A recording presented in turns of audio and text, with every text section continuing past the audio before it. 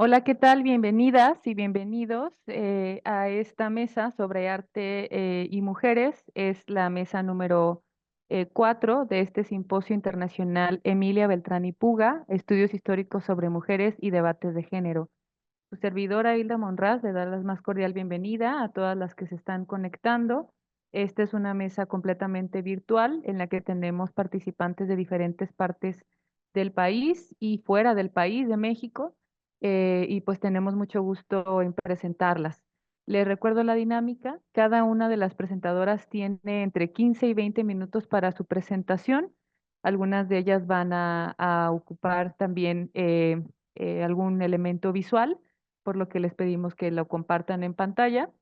Y después de esos 15 a 20 minutos, seguirá la posterior. Y al final la idea es tener unos momentos para algunas preguntas y comentarios que pudiéramos tener a través de la página de Facebook del Seminario de Redes Femeninas en la Historia y Estudios de Género y o del Colegio de Jalisco. Asimismo, se retransmite en el Facebook de la Universidad Pedagógica Nacional, Unidad 141. Son las dos instituciones en las que estamos teniendo estas mesas en el Simposio Internacional Emilia Beltrán y Puga. Hoy fue el día de arranque, a las 9:30 tuvimos el acto inaugural, a las 10 tuvimos la primera conferencia magistral por la doctora Lilia Vallardo y la licenciada Ángela Kennedy, que nos hablaron particularmente de la vida, obra e incluso trayectoria sobre la historiografía jalisciense de Emilia Beltrán y Puga. Por si se la perdieron, pueden revisar, quedó grabada en la página de Facebook y posteriormente se subirá también a la página de YouTube. Entonces, sin más, voy a empezar a presentar a nuestras ponentes del día de hoy. Voy a comenzar como en el orden que habíamos establecido anteriormente. Voy a darle la palabra a Joaldris Inés Luna Fábregas con su primera ponencia porque tiene dos presentaciones el día de hoy. Ella es oriunda de Colombia, se destaca por su sólida formación académica.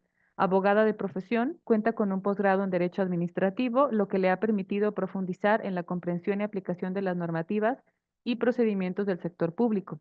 Su interés por el pensamiento crítico y la búsqueda de respuestas a preguntas fundamentales la ha llevado a estudiar filosofía. Comprometida con la investigación y el desarrollo académico, Joaldris forma parte del semillero de investigación ESMUS Sein, un espacio que le ha permitido enriquecer sus conocimientos y habilidades en el análisis y la reflexión filosófica. Le vamos a dar paso con la presentación titulada sobre feísmo y arte feminista, On Ugliness and Art and Feminist Art. Te recuerdo, Joaldris, que tienes de 15 a 20 minutos para tu presentación. Si tuviéramos algún inconveniente o algo, revisa tus mensajes, pero te cedo la palabra. Adelante. Muchas gracias.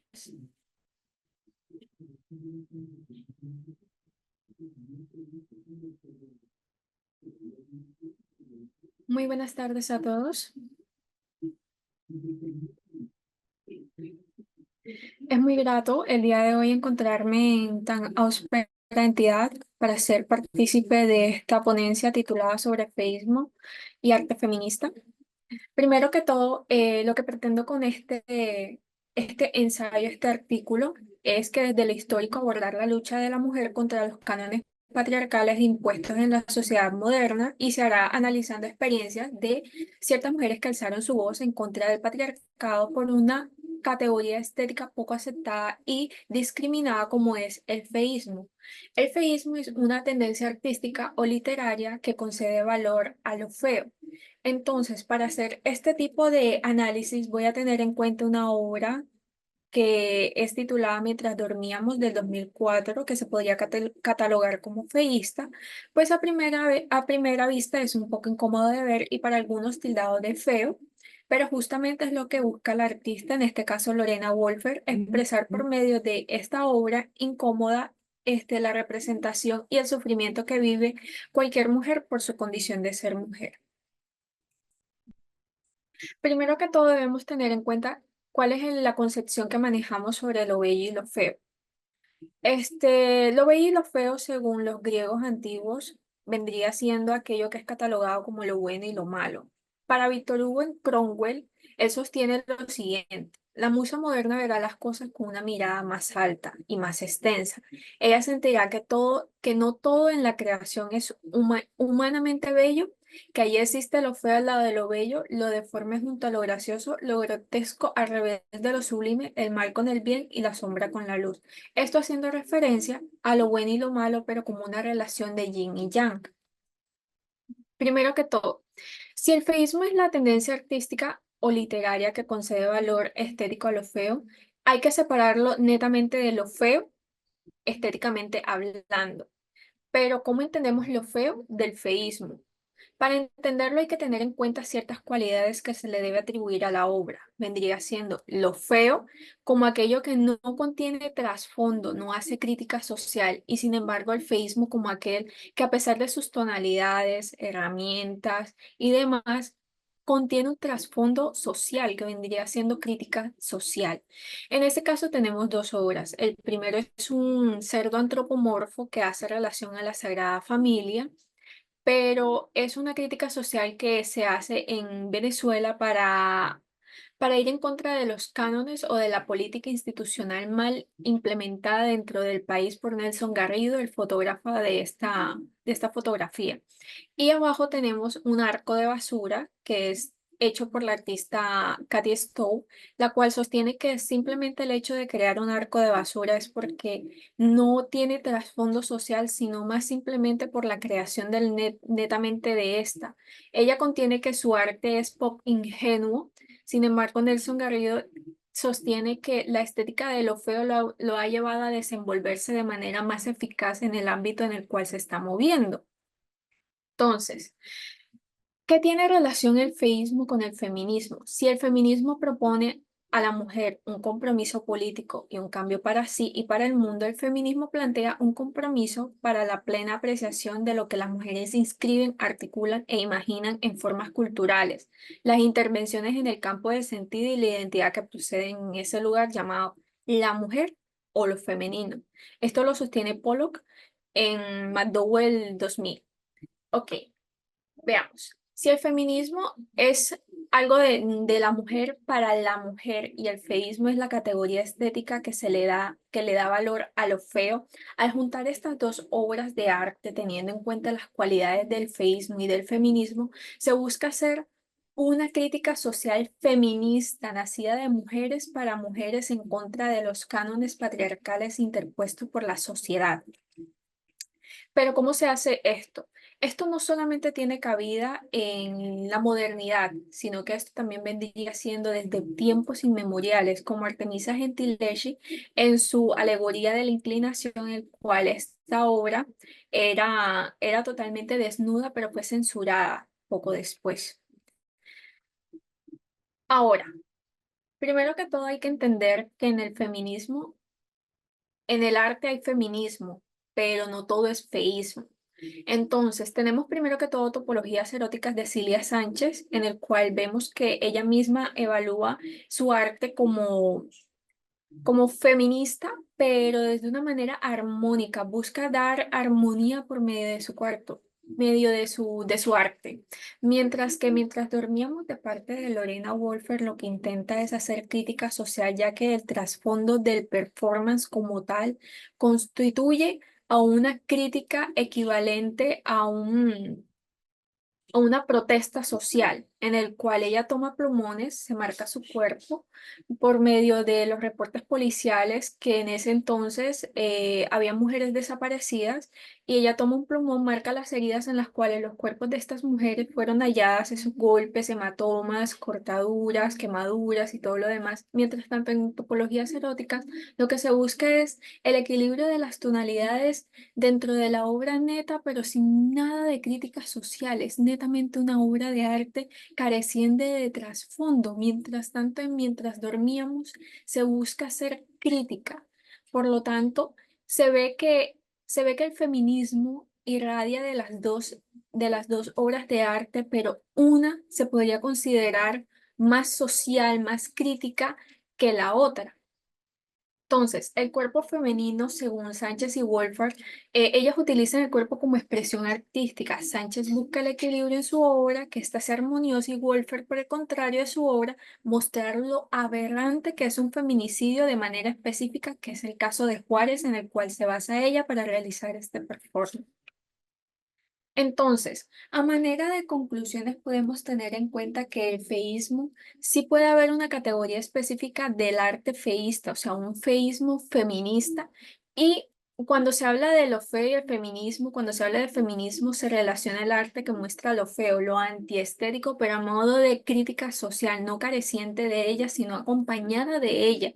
Es decir, que van de la mano y concluyéndose ambas la una a la otra. Separarlo sería quitarle el significante al significado y viceversa. Sin embargo, desde el lado del feminismo, acompañado del feísmo, se podría ver un impacto social en la crítica social contra los cánones patriarcales interpuestos por la sociedad, no solamente moderna, sino a término general, porque es que el arte va creciendo junto con la sociedad, junto con el avance de la sociedad. Entonces, ¿por qué no hay artistas que se declaren netamente feístas? No se declaran netamente feístas, sino que se declaran transitorios de lo feo, pero no feístas, porque el significado que se le da al feísmo hoy en día no es como crítica social, sino aquello que es feo, netamente. Pero si le viéramos el trasfondo de la crítica social desde el feminismo, tendríamos oportunidad de realizar crítica social desde el arte feminista con trasfondo, no careciente de significantes ni de significado. Entonces, eso sería todo por el día de hoy. Muchas gracias. Bueno, por ahora.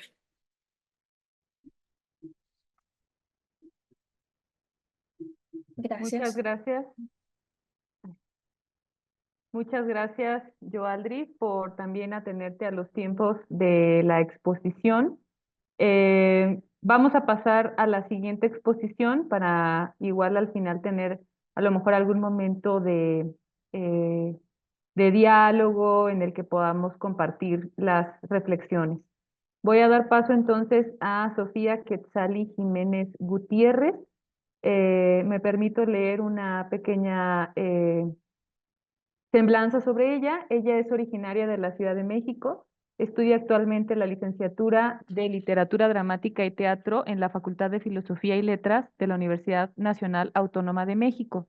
Ha participado en diversas puestas en escena durante la carrera como El hombre que fue Drácula 2023 y Falsa crónica de una invasión 2024. Actualmente se encuentra cursando el último año de la carrera donde está especializándose en el área de dirección y actuación, aunque una de sus pasiones igualmente es escribir sobre teatro. La cito: escribir sobre aquello que me mueve y sobre aquello que pueda generar conmoción en aquellas que leen. Es una cita de la autora Sofía Jiménez, a quien le doy la palabra para que nos hable de su ponencia titulada De lo colonial a lo subversivo en los perros de Elena Garro. Adelante, Sofía Jiménez. Hola, buenas tardes. Muchas gracias. Pues yo soy Sofía y como bien dijo Hilda, estudio la carrera de teatro. Me parece importante recalcarlo ahorita porque mi trabajo va un poquito enfocado ahí, o al menos como que la premisa, lo que me llevó a escribir esto. Entonces, mi trabajo es sobre una obra de teatro justamente de Elena Garro que se llama Los perros. Y está entretejido este trabajo por un por el texto de María Galindo que se llama Feminismo Bastardo. Los entretejo los dos para pues crear un camino, ¿no? Este, los perros de Elena Garro, voy a dar un poquito del contexto para que entiendan, ¿no?, de qué va la obra. Trata sobre dos mujeres, es esta Úrsula y Manuela. Úrsula es hija de Manuela. Ellas viven en un pueblo de México, no especifica cuál Elena Garro, pero viven en un pueblo y se entiende que viven en condiciones de pobreza extrema. Entonces, Laura inicia con Úrsula, la hija, no queriendo ir a la feria, porque este es un día de feria, no quiere ir a la feria porque le da mucho miedo ir, porque hay un hombre que la está acechando. Entonces le da ya mucho miedo ir. Y esto se lo cuenta a su mamá, le dice que no quiere ir, que no se quiere cambiar. y su mamá le dice que no diga esas cosas, ¿no? Que no son ciertas, que no lo diga y que ella está muy chiquita para que esas cosas le puedan pasar. Entonces, después entra el primo de Úrsula, Javier, y le dice que en el pueblo, en la cantina, escuchó que Jerónimo, que es este hombre que acecha a Úrsula, quiere robársela en la noche. Entonces, pues eso le entra aún más miedo a Úrsula y, y se lo cuenta a su mamá y ahí es cuando su mamá, esta Manuela, se abre y le dice a Úrsula que ella cuando era también una niña de 12 años como ella, había un hombre igual que se llamaba Antonio que la acechaba y que un día en la noche también se la robó y se la llevó al monte, ahí en el monte la viola y luego se la lleva a vivir con él. Pues ahí obviamente con él tiene una vida de violencia, de abusos por 7 años, hasta que a los 7 años, bueno, y vive también muchos abortos y la única bebé que logra nacer y logra crecer es esta Úrsula. Y a los 7 años de esta vida de abuso con este señor, la encuentra su mamá de Manuela la busca por 7 años, la encuentra y se la lleva. Después este hombre mata a la mamá de Úrsula, pero esta Manuela y Úrsula logran escapar y llegan, ¿no?, al lugar donde actualmente viven. Y aquí viene como lo fuerte de la obra, porque mientras Manuela le está contando todo esto a su hija, ella está volteada, no está viendo a su hija, está cocinando unos elotes y está volteada contándoselo y en ese momento entran unos hombres encapuchados y se llevan a Úrsula.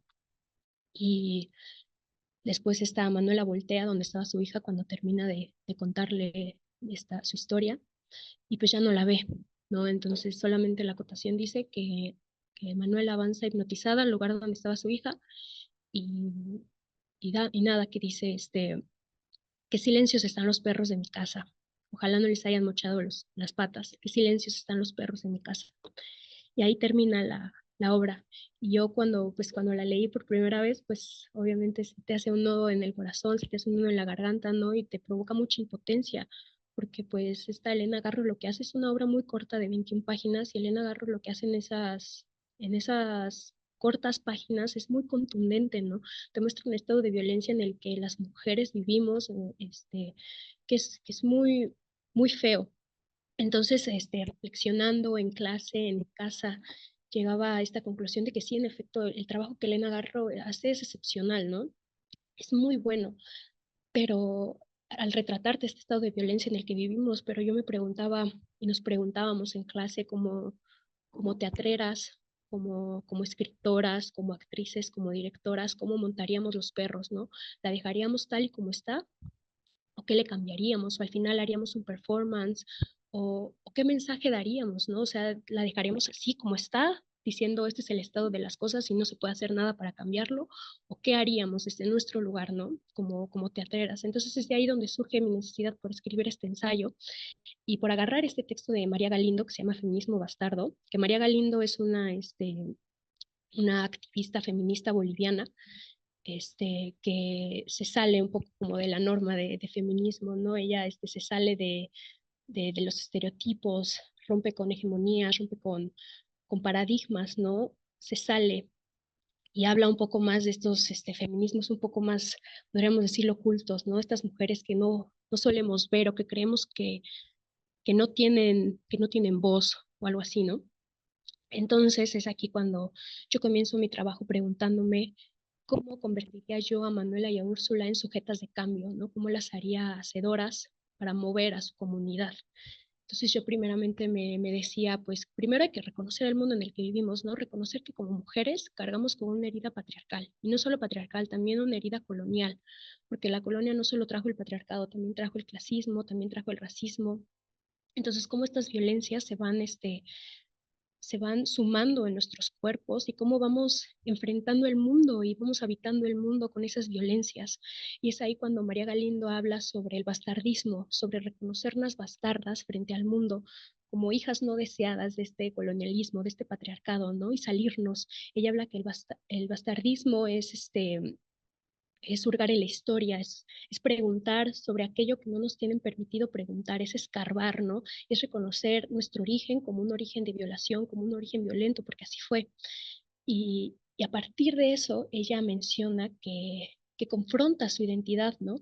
Confrontas tu identidad y te reconoces en el afuera, en el afuera de estas esferas de poder, y es desde ahí donde puedes comenzar a construir un espacio subversivo, un espacio rebelde, un espacio en el que todas estas clasificaciones, un espacio en el que todos estos daños no entren, ¿no? En donde puedas existir libre y existir tú misma. Entonces, cuestionando nuestra identidad y hablando de una identidad como, cuestionando nuestra identidad como mexicanas, ¿no? Cuestionando nuestra identidad como latinoamericanas, sobre lo que se nos ha dicho, sobre cómo hemos habitado el mundo a partir de lo que se nos ha dicho que debemos de ser por ser mujeres o lo que se nos ha dicho por ser hombres, ¿no? Y aquí es justamente cuando entran Manuela y Úrsula.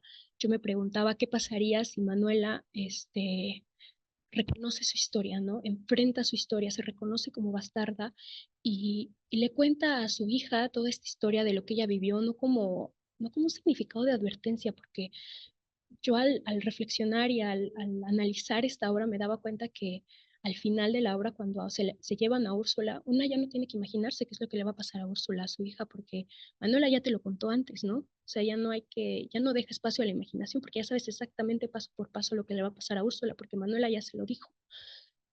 Pero ¿qué pasa si Manuela no se lo cuenta en ese sentido? ¿Qué pasa si Manuela se lo cuenta desde un lugar rebelde, desde un lugar subversivo, ¿no? Desde un lugar en el que no quiere que también le pase eso a su hija. Entonces aquí entra lo que sí, lo que sí y no decimos, ¿no? Este, hay una parte de bueno, ajá, aquí entra lo que no decimos, lo que no estamos enfrentando, porque creo que Manuela lo cuenta su historia, pero no lo dice desde este lugar de subversión, ¿no? De ya no querer que siga pasando. Entonces creo que es importante empezar por nombrar nuestros dolores, empezar a nombrar nuestras heridas y así podernos confrontar no solo con estos dolores y estas heridas, sino también podernos confrontar con nosotras mismas, ¿no? Y poder hacernos otra, poder crearnos otra a partir de este lugar en el afuera, desde un lugar de ternura, desde un lugar de amor, desde un lugar de felicidad, ¿no? Entonces, está lo que Manuela no está contando, pero también está lo que sí está diciendo y lo que la sigue manteniendo en este lugar de sumisión, de apaciguamiento, ¿no? Hay un momento de la obra específico, que es cuando Manuela se reencuentra con su madre después de que su mamá la estuvo buscando por 7 años. Y dice en el momento en que se reencuentran, dice la acotación, que no dicen nada, que no se abrazan, que no lloran, que no nada, solo se quedan mirando y dice, así será la suerte de la mujer por estas tierras de Dios. Y yo me pregunto con esto, así será la suerte de la mujer por estas tierras de Dios. ¿Qué está, qué está aceptando Manuela con eso? ¿Qué está creyendo como real Manuela con eso, no? ¿Qué, qué pasa, no? Acepta ese lugar de sumisión, acepta ese lugar en el que sigue siendo una víctima y ahí se va a quedar, ¿no? Como una víctima.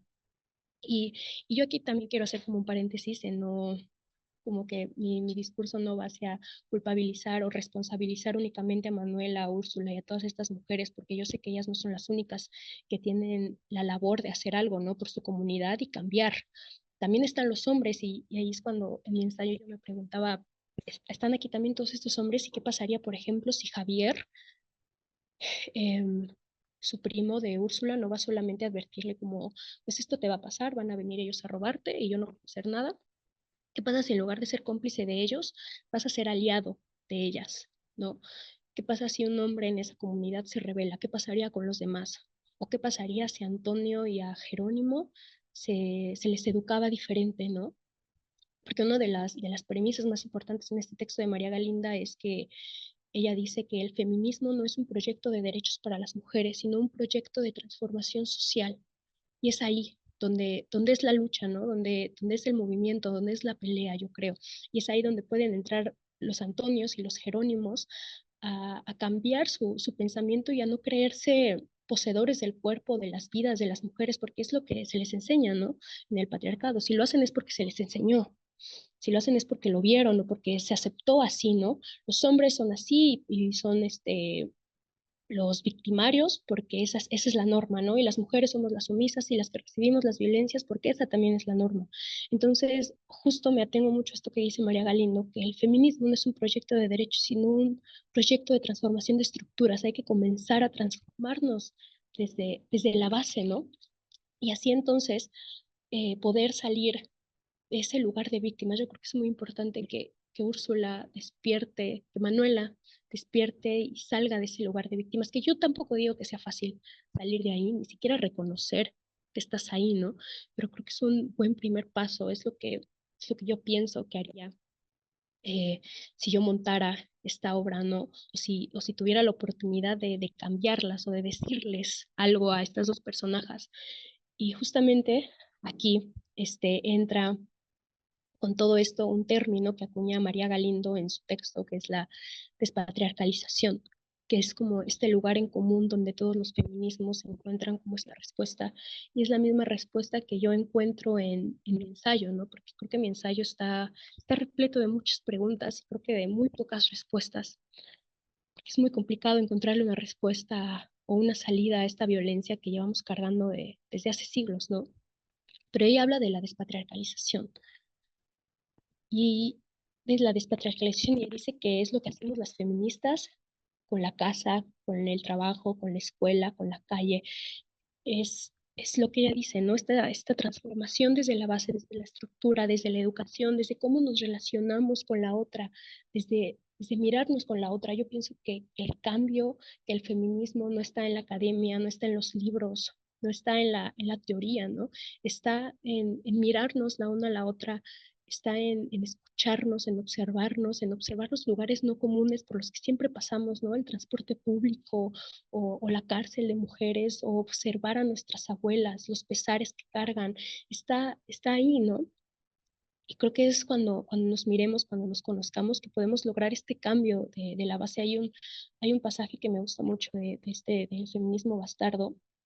A María Galindo le pregunta a una chica en una conferencia que ella dio en la universidad que cuál es la bibliografía que ella le recomienda para comenzar a leer feminismo. Y ella aquí en su texto le responde: te propongo que leas el cuerpo de tu madre, sus estrías, sus arrugas, sus achaques, sus vergüenzas, sus inhibiciones, sus tics nerviosos, sus arranques de ira y de melancolía, que se expresan en las pupilas y los párpados, en las cejas y en la nariz, que leas sus canas, su calvicie, su frente y sus tetas caídas. Te propongo que tomes un bus o el metro y te sientes en cualquier sitio gastado y dejes que te penetren por el culo los verbos de quienes antes se sentaron allí en busca de algo que nunca encontraron. Verbos como desear, verbos como buscar, verbos como esperar. Que leas y experimentes el asiento hasta que te pique el ano de tanto entenderlo. Te propongo que te leas a ti mismo en profundidad y que con esa bibliografía imprescindible te vengas a mi curso de feminismo para despatriarcar la sociedad.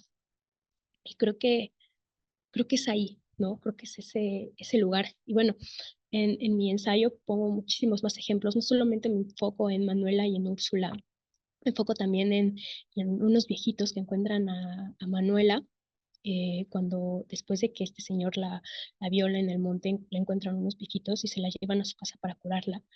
Pero después de eso no hace nada más, se la vuelven a entregar a este Antonio, creo que se llama, y ahí es cuando comienzan, ¿no? A vivir con él y tienen toda esta vida horrible. Y, y yo me pregunto también estos viejitos qué pasaría, ¿no? Si también se les hubiera educado diferente o si se les hubiera enseñado otras cosas, si no aprendemos a normalizar este tipo de violencias, ¿no? En nuestras comunidades. Y, y me importa mucho como convertir a Manuela y a Úrsula en estas sujetas de cambio y de lucha porque son a las personajes principales que vemos sufrir, ¿no? La historia gira en torno a ellas y las vemos, pues las vemos cómo se les arrebata su vida, ¿no? Por el patriarcado. Entonces, pues todo esto para preguntarme yo desde aquí, desde este lugar donde estoy parada, desde esta universidad, desde este país, que es México, ¿cómo montaría entonces yo los perros? Y pues yo la montaría tal como está, de principio a fin, porque como ya dije, me parece que Elena Garro hace un trabajo excepcional en retratar esta situación específica, pero yo no la dejaría ir. Al final, yo haría que estas dos mujeres salieran y de alguna manera haría que ambas encontraran su voz, que se quitaran su ropa como significado de quitarse sus pesares, esas violencias que traen y encontrarse otras, ¿no? Confrontar su identidad y pintarse de colores, decir claramente varios textos de María Galindo que me parecen increíbles y, me gustaría que ellas encontraran paz, encontraran como felicidad, pero desde un lugar de lucha, ¿no? No desde un lugar como de repente encontré la felicidad, o sea, desde un lugar de lucha y que te diga algo, porque yo en mi teatro no quiero que la gente se vaya como con este sabor de la situación es esta, pero pues no cambió nada, ¿no? O sea, no pasó nada después de eso. Quiero que se haga posible lo imposible y que al menos ahí dentro de la ficción encuentren las y los espectadores que sí hay una esperanza para cambiar, si hay un camino que podemos transitar para poder comenzar a cambiar esto, ¿no? Y que encuentren en estas personajes la felicidad, porque también me parece que la felicidad es muy revolucionaria. Y, y pues ya, y, y justo en el teatro podemos hacer posible lo imposible, crear nuevas sociedades y también crear utopías. Entonces me parece como muy importante y sí pienso montar la obra. Y pues ya para finalizar, este, te pregunto, ¿cuál es el lugar que quieres ocupar en el mundo y cómo lo transformarás para hacerlo uno mejor para nosotras, para todas? Gracias. Muchas gracias, Sofía Jiménez, por tu participación, muy interesante como también la pasada. Voy a permitirme entonces continuar con la presentación de Amanda Sofía. Amanda Sofía García Rodríguez, ella es actualmente estudiante de séptimo semestre en la licenciatura en Literatura Dramática y Teatro en la Facultad de Filosofía y Letras de la UNAM. Sus principales áreas de interés son la actuación y la teatrología, es decir, la investigación teatral. Su pasión por dicha área en particular despertó mientras cursaba el segundo semestre de la carrera, cuando leyó un artículo titulado Las mujeres en el teatro antiguo, una visión de género, de la autora Rosa María Segura. Gracias a dicho artículo, descubrió que la investigación es una herramienta fundamental para rescatar, reivindicar y reconocer el trabajo hecho por mujeres, el cual, no solo en el ámbito teatral, sino en todas las ciencias y artes, ha sido invisibilizado históricamente. Ella nos va a compartir la ponencia titulada La contienda contra el matrimonio presente en la obra dramática El tercer personaje de Concepción Sada. Le damos la palabra a Amanda Sofía y adelante. Muchas gracias, Hilda. Es un gran honor para mí estar aquí y bueno, comienzo. Históricamente, el sistema patriarcal ha utilizado al matrimonio como una herramienta de coerción que se encarga de perpetuar los roles de género a partir de las figuras del hombre proveedor y la mujer cuidadora. Además, si ampliamos la acepción de la palabra matrimonio y lo entendemos al mismo tiempo como un intercambio económico, en la mayoría de los casos se suele ver a la mujer como un vil objeto de canje. Pero, ¿qué pasaría si una mujer tuviera el suficiente poder adquisitivo para comprar un marido? ¿Cómo serían las relaciones de poder dentro de dicho matrimonio? En la obra dramática El tercer personaje, escrita por Concepción Sada, se presenta un matrimonio que responde al planteamiento hipotético previamente mencionado. En este caso, ¿el poder adquisitivo será suficiente para dotar a la esposa de poder y agencia? El tercer personaje es una comedia en tres actos, escrita en 1935 y representada por primera vez en 1936, que relata la historia de Adriana, una mujer que ha dedicado toda su vida a su carrera en la medicina, pero con el paso de los años y tras la muerte de su tío Alfonso, comienza a sentirse sola, razón por la cual quiere tener un hijo que le haga compañía. Ante tal deseo, su principal obstáculo a vencer son las normas sociales que juzgan severamente a las madres que tienen hijos fuera del matrimonio, por lo que ella toma la decisión de buscar un marido para poder tener a su hijo sin despertar las habladurías de la gente en torno a los prejuicios sobre la bastardía de su hijo. Para cumplir con su objetivo, Adriana publica algunos anuncios en varios periódicos comunicando que se encuentra en busca de marido y ofrece una gran recompensa económica a cambio. Dicho anuncio despierta el interés de muchos pretendientes, de los cuales Adriana elige a 3 para entrevistarse personalmente con ellos y evaluar cuál es el mejor para aproximarla a su meta lo más pronto posible. Cabe mencionar que durante dichas entrevistas, Adriana recibe comentarios incómodos y machistas relacionados con sus razones para seguir soltera a una edad tan avanzada. De hecho, uno de ellos la llama vieja solterona y le confiesa que antes de conocerla pensaba que era muy fea o había algo muy malo en ella para que ningún hombre haya querido desposarla. El único candidato que no hace este tipo de comentarios durante la entrevista es Alfredo Noriega, un señor con severos problemas económicos que encuentra en la propuesta de Adriana una salvación. Después de meditarlo y conversarlo con su amiga Magda, Adriana finalmente decide elegir a Alfredo como su futuro marido, por lo que lo vuelve a citar en su casa para tener una larga charla de negociaciones y posteriormente contraen matrimonio sin mayor contratiempo. Sin embargo, durante la charla de negociaciones previa a la boda, Adriana se sintió muy avergonzada de confesarle a Alfredo que su única intención para casarse era tener un hijo, de tal manera que prefirió mentirle y decirle que su deseo por casarse provenía únicamente de un profundo sentimiento de soledad y de la necesidad de formar un hogar.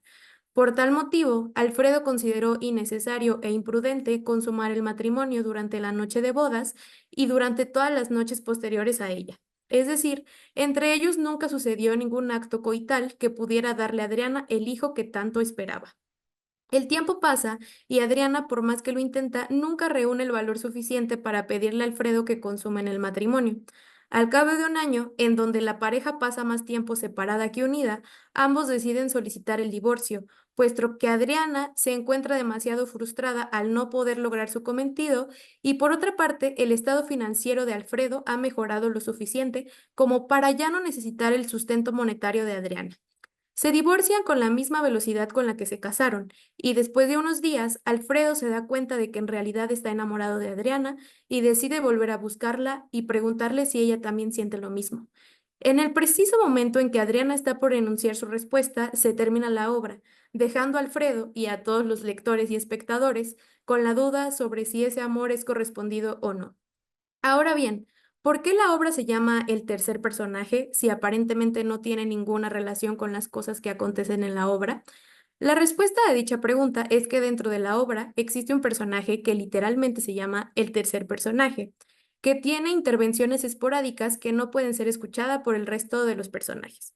Es descrito por la autora de la siguiente manera. Abro cita, sombra que apenas se dibuja, se perfila apenas y se apodera de la escena dominando a los personajes a su antojo. Fuerza indefinible, sobrehumana. Destino, fatalidad, providencia. Punto de apoyo fuera de nuestras vidas. Potencia contra la cual se estrellan nuestros vanos razonamientos, nuestra lógica soberbia. Centro de gravedad desconocido. Cierro cita. Tomando en cuenta esta definición, podría decirse que el tercer personaje es el destino, ya que explícitamente se menciona esta palabra dentro de la cita anterior. Sin embargo, la autora juega mucho con la ambigüedad del personaje y no solo puede ser entendido como el destino, sino también como la moral, ya que dentro de esta misma definición se menciona punto de apoyo fuera de nuestras vidas y centro de gravedad desconocido. Tomando en cuenta que la moral es algo impuesto por la sociedad, podríamos decir que se encuentra fuera de nosotros, pero al mismo tiempo funciona como un centro de gravedad de nuestra conducta.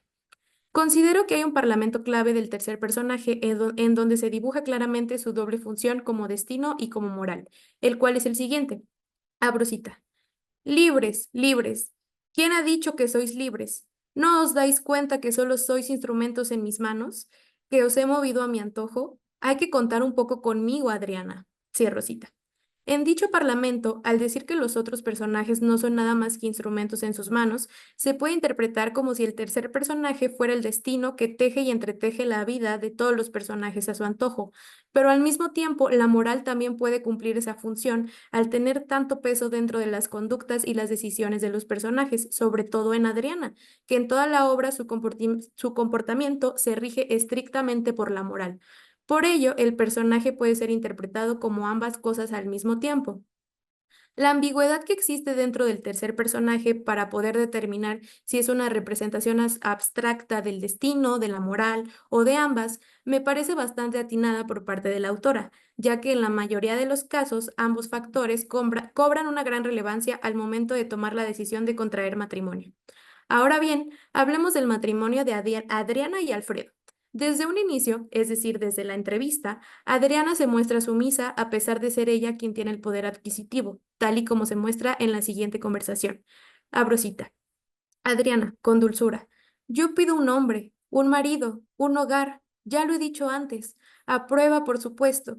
Si pasado algún tiempo de este negocio no conviniera a alguno de los socios, podremos separarnos. Ofrezco en cambio mi ayuda para cualquier necesidad. Alfredo, solo el tratar este asunto me resulta humillante. Adriana, estoy en el mismo caso y me doblego. Dígame cómo puedo ayudarlo. Cierro cita. ¿Por qué Adriana, aún teniendo el poder adquisitivo para comprarlo, tiene que doblegarse ante él? Si la situación fuera al revés, Alfredo no tendría el más mínimo cuidado en humillarla y o hacerla sentir mal. Sin embargo, como las mujeres somos educadas para cuidar, ella debe ser cautelosa con la manera en que puede hacer sentir a Alfredo. Además, ¿por qué en el Parlamento donde le está diciendo a Alfredo lo que espera de él hay una acotación que plantea que lo enuncie dulcemente? ¿Acaso no sería más efectivo que lo enuncie con firmeza o con determinación? ¿Por qué se comporta como una mujer sumisa aun cuando no se encuentra en las condiciones económicas para hacerlo? ¿Será que quizás el dinero no es suficiente para que una mujer asuma un rol de poder? Más adelante, durante la noche de bodas, tienen la siguiente discusión. Abro cita. Alfredo, ya está usted satisfecha. Lo que de mí compró lo ha obtenido. El derecho a dejar de ser desde hoy el título de solterona, para pasar a figurar entre las señoras. Ahora sí, puede usted lanzar con orgullo, ved, me he casado, también yo tengo marido. Banalidad, banalidad estúpida. Adriana, indignada, quiere detenerlo. Él prosigue con mal contenido rencor. Capricho tibial de una mujer ociosa, soberbia, con dinero fácil, con afán dominador. Adriana, no se trata de eso. ¿No lo comprende usted? Se trata... Yo pretendía tener, pero al decirlo, un pudor instintivo la hace retroceder, cubrirse la boca con una mano temblorosa y balbucir. Oh, usted no lo comprendería. Cierro cita. Usualmente, el pudor se encuentra mucho más presente en las mujeres que en los hombres. Por ello, me resulta muy curioso que Sada haya escrito en la acotación dentro del diálogo de Adriana, un pudor instintivo la hace retroceder, puesto que me llevó a cuestionarme si el pudor es un instinto natural con el que nacemos todas las mujeres. Yo creo que no. Sin embargo, se vuelve parte de nuestros instintos debido a que desde muy pequeñas nos enseñan a andarnos con cuidado, a no andar enseñando el cuerpo porque somos provocativas, a ser precavidas con nuestras palabras y nuestras acciones, a no hacer mucho ruido al caminar o en general a no hacer mucho ruido al existir. Por ende, pareciera que si poseemos que sí poseemos un pudor instintivo, pero no por naturaleza, sino por imposición. Además, al analizar la frase completa, me doy cuenta de que este pudor instintivo existe para hacernos retroceder, puesto que funciona como una barrera que nos limita a expresar nuestros deseos, nuestros afectos, nuestras quejas, nuestros dolores, nuestros amores, nuestras dudas y nuestras vivencias, debido a que de acuerdo con las reglas del pudor, lo que nos toca como mujeres es permanecer calladas. Por eso, a pesar de la gran cantidad de dinero que Adriana pagó por Alfredo, no puede decirle que lo que ella quiere es un hijo y exigirle que cumpla con sus demandas, porque ni todo el dinero del mundo alcanzaría para quitarle esa carga enorme llamada pudor que día a día la aplasta, y que además ella ni siquiera decidió cargar. La discusión anterior sigue su curso y más adelante expresan lo siguiente. Adriana, usted permitirá lo que yo quiera que permita, olvida su compromiso. Alfredo, no. Si además de egoísta y vanidosa fuese cruel para exigírmelo, preferiría matarme, preferiría... Adriana, oh, no hay necesidad de que atente contra su valiosa existencia, no le exigiré nada que usted no esté dispuesto a hacer. Cierro cita. En este caso, se comprueba que la frase el dinero es poder no aplica para las mujeres, debido a que nuestras limitantes no son únicamente económicas, sino que existen muchas imposiciones sociales y morales que se encargan de limitar nuestra agencia para cedérsela a los hombres. Parece surreal que para Adriana sea mucho más fácil terminar con su matrimonio y renunciar a su deseo de ser madre antes que comunicárselo abiertamente a su marido. Sin embargo, no es surreal, puesto que es parte de nuestra realidad como mujeres el renunciar a nuestros anhelos con tal de no hacer sentir menos a un hombre, ya que desde muy temprana edad se nos enseña a nunca lastimar el ego frágil de las personas de género masculino, incluso si eso implica lastimarnos a nosotras mismas. Me da mucho coraje cuando Adriana cede y le dice que no lo va a obligar a hacer nada que no quiera, porque cuando la situación es al revés, a los hombres ni siquiera les importa si su mujer quiere hacer o no determinada cosa. Ellos se manejan bajo la regla de el que paga manda y por lo tanto piensan que el dinero les da el derecho a sentirse dueños de su esposa. ¿Por qué Adriana no puede hacer lo mismo? ¿Por qué se ve obligada a cuidar de los sentimientos de Alfredo? Es impresionante darnos cuenta de que creemos que los hombres tienen el poder porque son ellos quienes proveen el dinero, cuando en realidad ellos tienen poder sobre nosotras, aunque no tengan ni un centavo, puesto que no es un asunto meramente económico, sino que el mismo sistema los beneficia y los coloca por encima de las mujeres en cualquier esfera, tengan o no dinero. A manera de conclusión, quisiera decir que imagino que Adriana generó polémica en las espectadoras de la época que se estrenó la obra, puesto que hoy en día pudiera parecer una mujer que, a pesar de tener el dinero suficiente para salir de su rol de mujer cuidadora, decidió no hacerlo y simplemente prefirió doblegarse ante el poder de su marido. Sin embargo, tomando en cuenta que es una obra de 1936, me parece un gran acto revolucionario poner en escena a una mujer con posibilidades de comprar a un marido para poner en jaque a la figura del hombre proveedor y, en consecuencia, a las dinámicas de poder dentro de los matrimonios. Por otra parte, volviendo a la pregunta inicial sobre si el poder adquisitivo es suficiente para dotar a la esposa de poder y agencia, me doy cuenta de que no basta con tener el control sobre el dinero para equilibrar las dinámicas de poder, puesto que las mujeres tenemos muy arraigada la idea de que los hombres tienen el derecho de ejercerlo, mientras que ellos están plenamente convencidos de que el poder les pertenece. Por lo tanto, es necesario transformar todas las esferas que atraviesan nuestra cotidianidad para construir dinámicas de poder más balanceadas. Es todo, muchas gracias.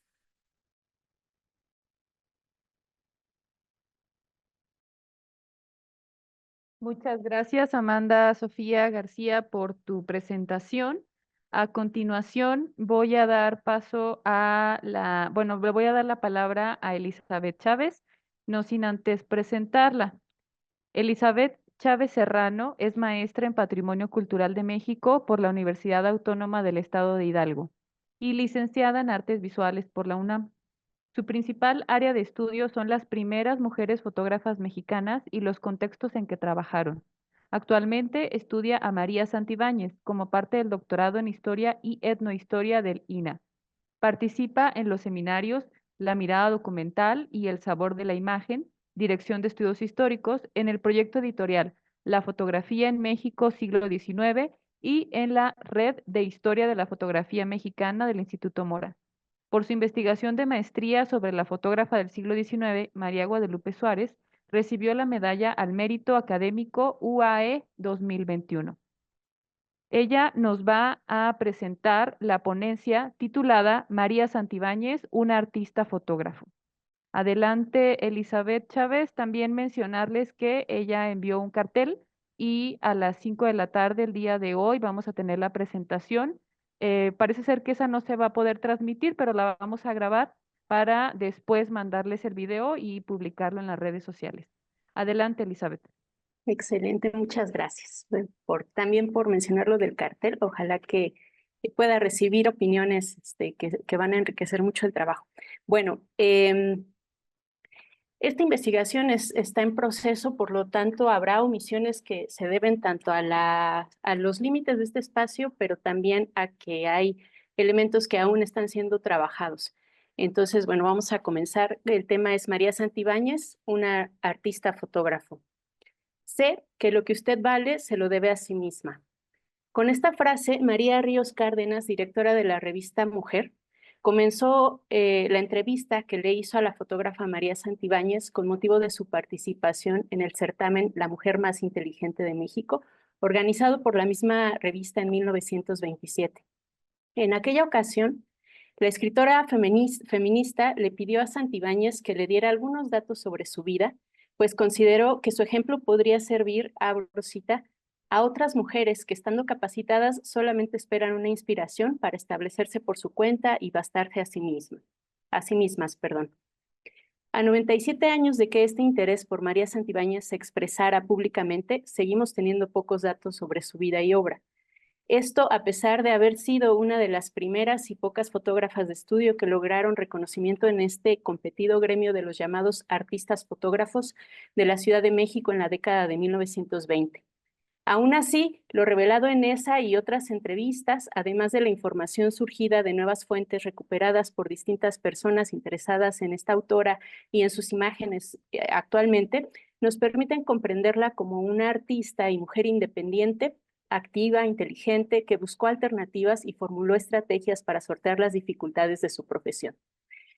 Pero no solo eso. sino que logró desarrollar un lenguaje propio en el género del retrato fotográfico, por lo que fue llamada en la prensa capitalina, comillas, la retratista de la mujer o la artista fotógrafo de moda, como aquí en el Jueves de Excelsior. Bueno, a partir de un acercamiento a su trayecto de vida y del análisis de su trabajo fotográfico, intento insertar y mirar su actuar dentro de las diferentes redes sociales en que apoyó su existencia como mujer, artista y fotógrafa, en un contexto en que estos tres papeles parecían no combinar bien. Aunque hay muchos huecos todavía en la historia de los orígenes de esta fotógrafa, existen y van conociéndose cada vez más de sus imágenes, que son una de las fuentes primordiales que alimentan esta investigación histórica. Todavía no está definido el año de su nacimiento, pero el rango va desde 1891, una posibilidad, hasta 1895. Hay varios documentos que así lo informan, pero bueno, estos documentos aportan otros datos muy interesantes. Por ejemplo, en su acta matrimonial de 1926, dice, comillas, la contrayente manifestó ser de Oaxaca, soltera de 31 años, artista fotógrafo. Por su documento de migración expedido en 1930, sabemos que medía 1,5 metros de estatura y tenía ojos garzos, azulados, pero también que era fotógrafo, entre comillas, y que obtuvo la nacionalidad española por matrimonio. La variabilidad de su año de nacimiento, que es un rasgo frecuente en los estudios biográficos sobre mujeres de esta época, es reflejo, por un lado, de la situación caótica del aparato institucional del gobierno porfirista de fin de siglo, especialmente fuera de la capital del país, Oaxaca. Recordemos que apenas en 1895 se realizaría el primer censo poblacional oficial. Por otro lado, estas discrepancias también pueden deberse a complicaciones familiares que vamos a intentar aquí develar un poquito. Es probable que la madre de María Santibáñez, Ángela Prieto, no la hubiese registrado o lo hiciera con un nombre diferente, como ocurrió con su hermano menor, quien fue bautizado como Guillermo Agustín Prieto a los 15 días de nacido, pero después de 22 años, unos meses antes de casarse, se registró como Guillermo Santibáñez Prieto. Otro indicio de esta posibilidad es que en 1929, ya casada María Santibáñez, habiendo perdido a su primera hija, volvió a sufrir la muerte de un segundo hijo de apenas 2 días de nacido, y él fue registrado en su acta de defunción como un niño sin nombre de apellidos Roca Prieto, no Santibáñez. Y es que, bueno, el padre de la familia original, el general Luis Santibáñez, tenía más de una década de haber fallecido antes de que María y su hermano menor nacieron. Entonces, bueno, no se conoce, no hay noticias sobre quién pudo ser el padre biológico, perdón, de María y de Guillermo, pero ellos heredaron, de acuerdo a la legislación de esa época, la legitimidad de la primera familia debido al matrimonio previo entre Luis Santibáñez y Ángela Prieto. Bueno, además de esta complejidad, legalmente las mujeres estaban impedidas para realizar ciertas transacciones comerciales y del ámbito civil hasta cumplir su mayoría de edad. Para los hombres esta era a los 21 años y para ellas llegaba hasta los 25 o 30, si no estaban casadas. En este sentido llama la atención uno de los documentos, el que era, perdón, que es el compromiso matrimonial del hermano de María Santibáñez, donde ella fungió como testigo con 26 años. Aquí vale la pena subrayar que justo el año anterior ella estaba inaugurando su propio estudio. Entonces, cabe preguntarse si estaba declarando, si esa era su edad real, o más bien se tuvo que aumentar un año para poder realizar los contratos necesarios para abrir su negocio o incluso para dar validez legal a la unión de su hermano. Pero bueno, entonces imaginemos el escenario de hace poco más de un siglo, en 1919, cuando una fotógrafa que se declaró autodidacta encabezó su propio gabinete fotográfico luego de trabajar 7 años con uno de los retratistas más reconocidos en la capital, que fue Martín Ortiz, el autor de este retrato fragmentado. Ella compitió con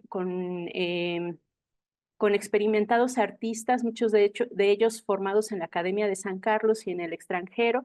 Está el caso del concurso que ganó frente a fotógrafos como Antonio Garduño, el llamado en la prensa fotógrafo de las novias. Estuvo en un gremio tradicionalmente masculino, inauguró su galería siendo soltera, huérfana, de padre, y bueno, ella misma contó en la entrevista de 1927 que sus inicios fueron muy difíciles, hubo que empeñar sus pertenencias y estuvo a punto de cerrar. Pero logró, en sus palabras, gloria y dinero gracias a poner a concurso esta imagen, esta fotografía de la actriz de teatro Graciela de Lara, con la que ganó el concurso de fotografía, que la encumbró. Puso su imagen, su nombre en la prensa, ya había incursionado en la prensa, pero no con este éxito. Y bueno, a partir de ahí la podemos encontrar en diversas publicaciones. Hasta ahorita son 10 títulos diferentes, pero hay seguramente muchísimos más que se seguirán explorando. Donde no aparece, y sí, es en la revista Helios, el órgano de la Asociación de Fotógrafos de México, donde estuvo Antonio Garduño, justamente. Pero bueno, esa es una de las omisiones. Ella fue omitida durante un largo periodo de tiempo en la historiografía de la fotografía mexicana, hasta el rescate que hizo Rebeca Monroy Nars en el año 2000, que la puso nuevamente en el centro de interés de los estudios sobre fotografía mexicana. Como propone Arturo Ávila en su artículo La belleza que redimió a una fotógrafa, refiriéndose al concurso que ganó en 1920, podemos decir que la belleza sigue redimiendo su historia. Porque hasta ahora hay más de 100 fotografías originales, aparte de las que aparecen en las revistas ilustradas, que han sido resguardadas en instituciones, en colecciones particulares, familiares, incluso por generaciones, que percibieron en ellas un alto valor estético al que se han sumado otras valoraciones ahora, ¿no? Como la histórica, la artística, pero también la económica. Las mujeres son hasta ahora el motivo principal en los retratos de María Santibáñez. Una de las más famosas que retrató es Ernestina Elías Calles, una de las hijas de quien fuera conocido después como el jefe máximo de la revolución, Plutarco Elías Calles. Y bueno, esta imagen es representativa de su desarrollo estilístico porque comparte características con otras de sus fotos como la entonación o virado, la pose, el uso de mantillas, el enfoque selectivo y bueno, la representación romántica de la mujer. Esta imagen fue publicada, está fechada en 1922, pero fue publicada en el 25 ya con Calles como presidente. Allí se difundió la imagen de su hija, al menos en este par de publicaciones. También capturó grupos de personas, Santibáñez, y ahí destaca esta fotografía de un alto valor estético por su composición, por la complejidad de tener a 8 mujeres. Ella logró equilibrar estas figuras a partir de una dirección estricta, ¿no? De las poses, de la inclinación del cuerpo, de la posición de las manos, etcétera, y además se engalana ahí el modelado que hace con la luz, con la iluminación a la Rembrandt que utiliza.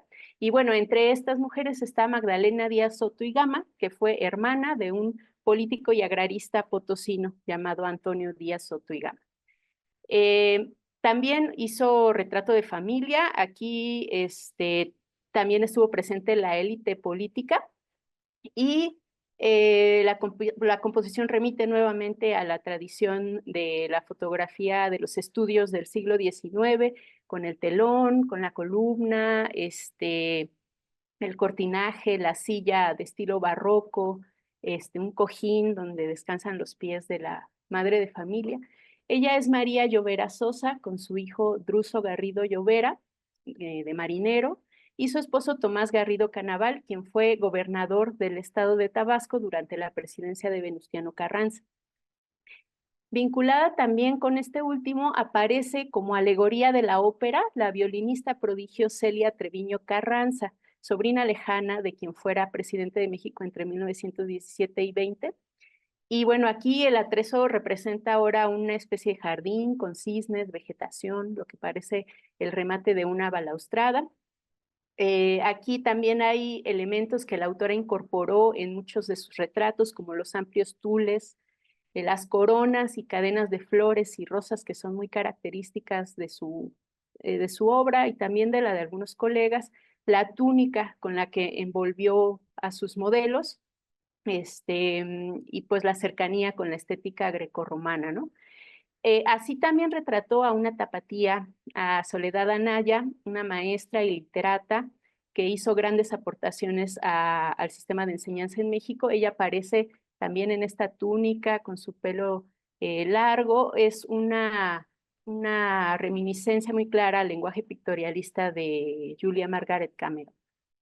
Desde el inicio de la década de los 20 aparecen algunas actrices de moda en sus retratos. Estos parecen ser los retratos más difundidos. Eh, Ellas aparecen caracterizadas con su personaje de teatro o de cine, como modelos para las experimentaciones visuales de la propia fotógrafa y también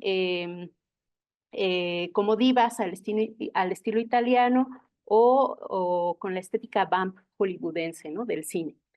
A lo largo de su trayectoria también capturó con su cámara una práctica común entre las jóvenes de su círculo social, que fue la personificación de gitanas, manolas, samaritanas, aristócratas afrancesadas, odaliscas y diosas griegas. Y al catálogo de representaciones también agregaría después la imaginería religiosa y prehispánica, esta última con modelos masculinos y con fines distintos. Y bueno, vale la pena recuperar sus retratos de hombres, aunque es con las modelos mujeres con las que hay más desarrollo como creativo, pero existen, ¿no? Existen los hombres. Aquí tenemos retratos que son, por ejemplo, bueno, son hombres, él es un barítono, David Silva, un doctor, un poeta, y a diferencia de estos hombres vestidos elegantes, donde igualmente se presenta la calidad técnica de la elaboración del retrato, también aparecen otros hombres que sí están caracterizados, que quizá esta caracterización tiene que ver con su profesión. Aquí está el guionista, director, actor de cine mudo, eh, Fernando Elizondo, y del otro lado tenemos a quien pareciera un actor porque tiene un maquillaje en los ojos que así lo devela, representando un prisionero en traje de rayas, ¿no? Bueno, también hay fotografía de infantes que son menos frecuentes, son parecidos a las construcciones que hizo con modelos mujeres, pero se percibe una mayor experimentación. Por ejemplo, aquí vemos un formato horizontal que es muy escaso en la obra conocida de María Santibáñez. Y bueno, me comí el tiempo, me faltó decir un poquito, pero voy a dejarlo por aquí para no robarme el tiempo de las demás participantes. Y bueno, espero a los comentarios para poder profundizar un poquito. Muchas gracias. Muchas gracias, Elizabeth, por tu valiosa aportación. Igual a lo mejor tenemos un poco de tiempo al final para seguir dialogando. Mientras tanto, me permito presentar, bueno, nuevamente a Joaldris Inés Luna Fábregas, que nos va a hablar sobre el performance y arte feminista como segunda presentación el día de hoy. Como ya le hablé un poco ya de su semblanza, nos vamos directo a su presentación. Joaldris, si tienes a bien, te cedo la palabra.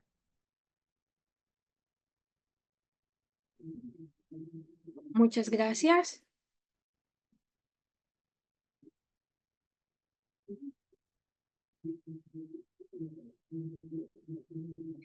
Ok, muchas gracias por continuar conmigo. El día de hoy les traigo otra presentación titulada Performance y Arte Feminista, en el cual primero que todo debemos dejar las connotaciones de lo bello y lo feo bastante claro. Nos remitimos a Platón en 1997 En la publicación de 1997 acerca del banquete, que es la edición, Sócrates pone la belleza y el bien como equivalentes. Lo que se encuentra alejado de lo bello es por consiguiente malo, y lo malo es lo asimétrico y lo desagradable. Manejando estas dos concepciones, dejamos claro qué es lo bueno y qué es lo malo, qué es lo bello y qué es lo feo. Entonces, ¿qué es arte? Es la capacidad o habilidad para hacer algo. Pero Teodoro de Adorno nos estipula que el arte, si el arte es percibido de una manera estrictamente estética, no es percibido de una manera estéticamente correcta. Esto hace referencia al cómo nosotros interpretamos en nuestra psiquis el concepto de arte en cuanto a este siendo arte y no otra cosa.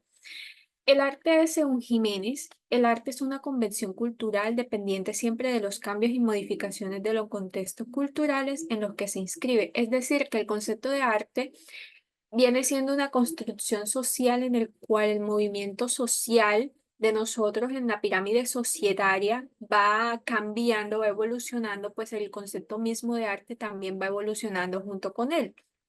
Entonces, debemos manejar el concepto de arte, el concepto de performance ahora como arte de atracción, según Taylor en su libro titulado El Performance, lo titula como arte de atracción, es decir, de atraer, atraer miradas, atraer sentimentalismo, atraer en el sentido de atracción. Entonces, otro concepto manejado a través de este ensayo es el de cuerpo. El cuerpo lo vamos a trabajar desde la concepción de Nietzsche, en Así habló Zaratustra. El cuerpo es una gran razón, una pluralidad dotada de un único sentido, una guerra y una paz, un rebaño y un pastor. Pero para efectos de esta presentación vamos a tratar el concepto de cuerpo como una unidad armónica que contiene alma y cuerpo. El concepto del yo que vamos a trabajar es el yo que se fija en el imago del otro, es decir, el yo moi. El yo como aquel que se fija en mí y en cuanto se fija en mí, yo me reflejo en el otro.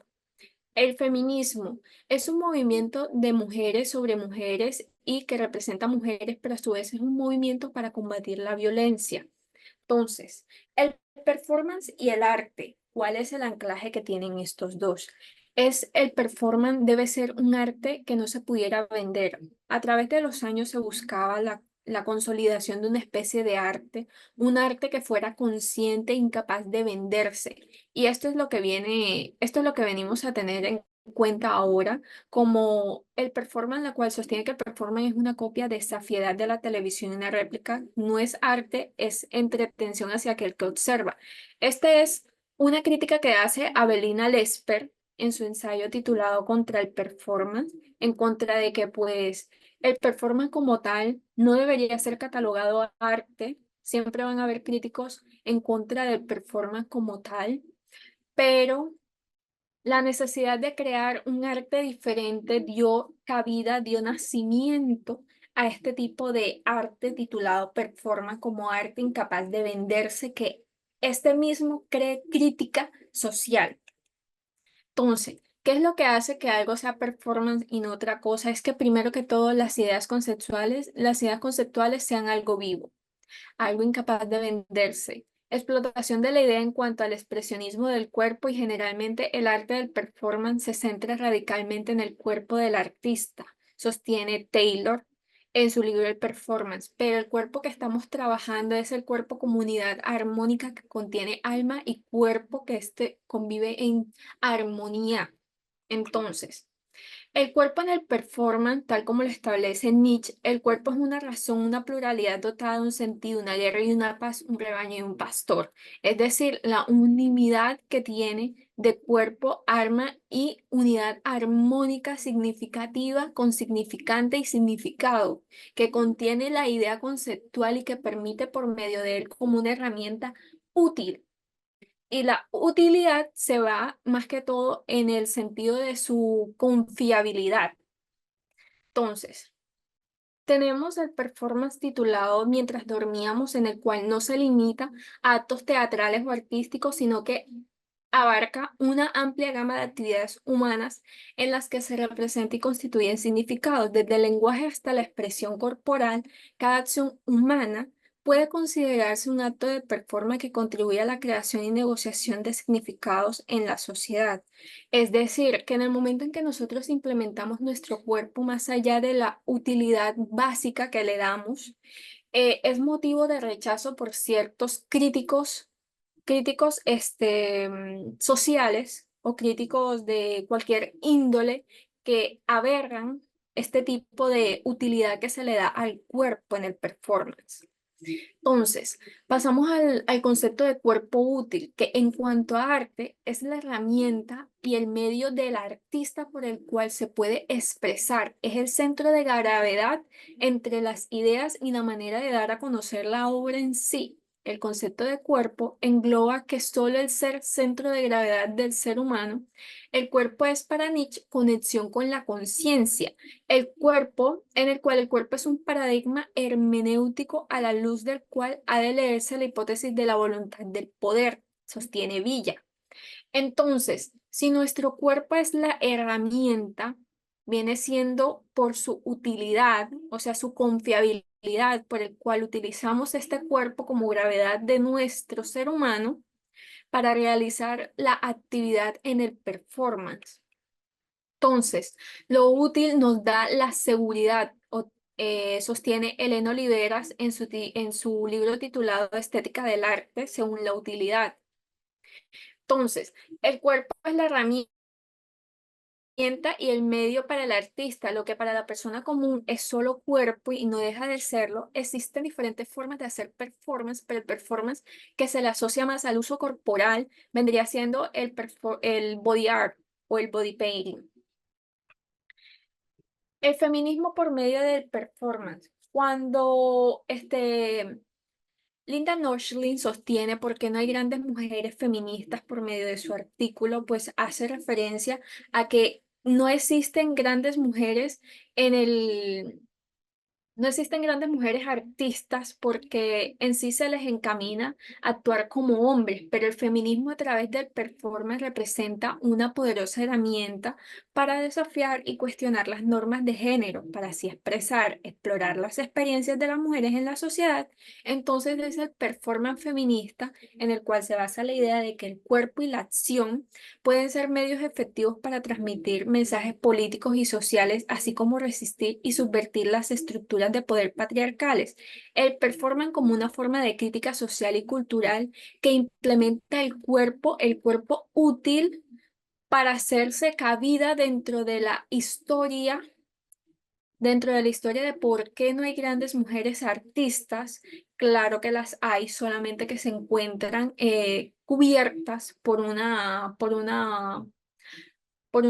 nulosidad en el cual no permite que la mujer se desenvuelva en el ámbito en el cual venía desarrollándose anteriormente. En la modernidad ahora se está haciendo el auge por medio de herramientas no convencionales como lo es el cuerpo. Entonces, el performance feminista también puede servir como una forma de resistencia política al ocupar espacios públicos y utilizar sus cuerpos como sitios de protesta. El cuerpo útil ya pasa a ser un sitio de protesta. Es de allí que nacen las críticas por la utilización del cuerpo para una necesidad no básica, sino social. Entonces las artistas feministas pueden desafiar el status quo y visibilizar problemas sociales y políticos que de otro modo podrían pasar desapercibidos a través de performances que celebran sexualidad, identidad de género, belleza corporal y autonomía individual. Las mujeres han desafiado los estándares de belleza y roles de género prescritos por la sociedad patriarcal. Entonces, a manera de conclusión, debemos manejar diferentes conceptos. Primero, el performance feminista. El performance y arte feminista ha revolucionado la práctica artística contemporánea al desafiar estéticas sociales, normas estéticas y sociales. Y el arte del performance no solo como un acto de creación, sino como una intervención en la realidad. Y el performance como una forma de arte que no debe evaluarse únicamente desde la objetividad de la obra, sino por los medios y las herramientas implementadas. Arte de atracción, arte que no se vende. Y Como último concepto, performance como expresión son nuevas formas de expresión que trascienden los límites de disciplinas artísticas convencionales, como son los creadores de los objetos dadaístas, quienes pasaron por una pequeña crisis en la cual no podían hacer arte, se reinventaron por medio del performance para ser luego expresionistas y por último los creadores de los tan usados objetos dadaístas. Entonces el performance no es estancamiento, sino una forma de reivindicación y una forma de transmisión y de hacer uso de aquello que está normalizado para hacer crítica social por medio de un movimiento como es el feminismo en contra de cánones patriarcales interpuestos por la sociedad moderna. Por medio de un performance como el de Lorena Wolfer, se puede hacer eco en la sociedad patriarcal, tanto moderna como en nuestras épocas pasadas, para poder hacer concientización o ir en contra de ellos como tal, de las políticas institucionales y sociales, para darnos cabidas y reivindicarnos el papel que como mujeres se nos fue negado anteriormente por el patriarcado. Muchas gracias. Muchas gracias, Joaldris Inés Luna Fábregas, por tu segunda participación. A continuación, vamos a escuchar a Paloma López Medina Ábalos. Ella es licenciada en Literatura Dramática y Teatro por la UNAM, maestra en Literatura Mexicana por la UB, doctora en Letras por la UNAM, académica de tiempo completo de la Facultad de Teatro de la Universidad Veracruzana, donde realiza actividades de docencia, investigación, gestión y creación sobre las artes escénicas. Es SNI 1. Ha coordinado el Grupo de Historia del Teatro en México de la Asociación Mexicana de Investigación Teatral. Es coordinadora de la Academia de Investigación en la Facultad de Teatro. Como investigadora de las artes escénicas, desarrolla indagaciones sobre el cuerpo en el quehacer de la escena y la dramaturgia y creación escénica de las mujeres del siglo XX y XXI. Actualmente desarrolla el proyecto titulado Poéticas de la Insurgencia, indagaciones en torno a la investigación, acción, creación feministas. Le damos la palabra a la doctora Paloma González. Yo voy a compartir la presentación que tuvo a bien mandarnos y estaré atenta para que me diga cuando cambie de diapositiva. Ustedes me avisan si la pueden ver ya en pantalla completa, por favor. Gracias, buenas tardes. Bueno, yo más bien para no comerme el tiempo voy a platicarles sobre esta propuesta que se hizo en la Facultad de Teatro de la Universidad Veracruzana dentro de un parte del plan de estudios que son los tópicos. Los tópicos son espacios o áreas en el programa de estudios donde se llevan a cabo experiencias educativas con ciertas especialidades que no se ven en el programa general. Esta perspectiva se implementó apenas en el semestre pasado y bueno, los que ven ahí en las fotos son los estudiantes, mis estudiantes, los participantes de esta primera implementación de un contenido con metodología feminista en la creación de artes escénicas. ¿Podemos pasar a la siguiente, por favor? ¿En qué se basa? Bueno, esta implementación de este taller o laboratorio de exploración escénica tiene que ver con un proyecto de investigación mucho más amplio, un proyecto de investigación-creación, que esté indagando sobre los procesos, las actitudes, las formulaciones artísticas, preguntándose por una metodología feminista y cómo se traducirían sus principios en la generación del conocimiento propio de las artes escénicas. Entonces, teníamos que atender, por un lado, el procesamiento de estas experiencias formativas de las personas que quieren hacer teatro o artes escénicas, observando su contexto específico, sus saberes localizados. Bueno, una de las realidades es que estamos, como ya bien lo ha dicho Rita Segato, en una cuestión de la era de la cosificación, en una cuestión donde todo, la vitalidad, ¿no? Es ahora una cosa desechable, intercambiable, y bueno, también así lo es ahora el arte, ¿no? Y tenemos también que contextualizar que estamos en la sociedad de consumo, ¿no? Donde incluso nuestra propia persona, nuestra propia identidad también es una mercancía y bueno, por lo tanto también lo es la manera en que los artistas tienen que entrar a estos procesos laborales que normalmente se vuelven una creación colonizada y una creación que está supeditada a su valor económico y no a su valor expresivo o de identidad personal. Y bueno, ese es, no solamente eso ha impactado en las artes escénicas, sino en general en nuestra sociedad de la modernidad tardía. Podemos pasar a la siguiente. Bueno, ahí tienen algunas fotos de las exploraciones. Estábamos centrados en el cuerpo, ¿no? Y en esta alienación del cuerpo, porque algo que hay que entender de varias de las escuelas de teatro es que siguen colonizadas por un pensamiento racional, psicologizante de la creación escénica que deviene de un señor que hacía teatro en Rusia en el siglo XIX y principios del XX, llamado Stanislavski, y donde lo que prima es la palabra en el sentido de logos. El teatro es una, para estas poéticas, el teatro es una traducción de un pensamiento o de un texto, y el cuerpo siempre está supeditado a el raciocinio o a la construcción psicológica de un personaje. Entonces, lo que tratamos de hacer durante este taller es la recuperación del cuerpo desde la creación propia del cuerpo y desde la performatividad corporal. Podemos pasar a la siguiente.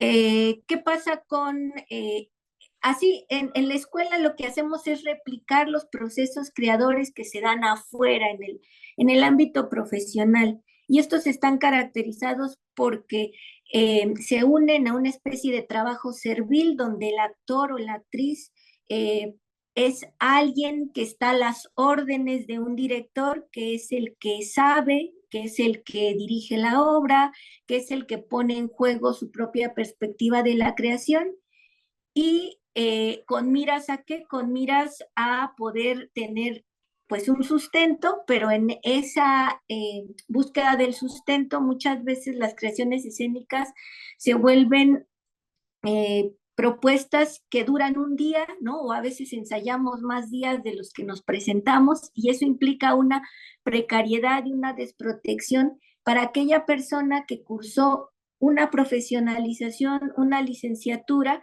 y que no puede sobrevivir de su profesión. Y no solamente eso, sino está la otra perspectiva en la que durante todo este tránsito ocurre una despersonalización, una invalidación de su creatividad, procesos violentadores, ¿no? Y entonces, para trabajar sobre esto, generamos un equipo que tenía que ver con cuestiones mucho más transversales de organización y donde no había un gerente general, sino que era un procesamiento de un bien común a través de la propuesta y de la pertinencia de los saberes de cada uno de los implicados. Podemos pasar a la siguiente. ¿Qué se puede observar? Bueno, un poco también retomando a Rita Segato, encontrar que tanto la educación artística como la propia creatividad o creación en las artes escénicas se han vuelto territorios colapsados. La potencia transformadora de la discursividad artística está soterrada y la integridad de los procesos de formación superior en las artes están respondiendo más a un mercado que a la revitalización de la sociedad a través de individuos que pueden generar ludismo, placer, ocio, que también son importantes para el bienestar. ¿Podemos pasar a la siguiente, por favor?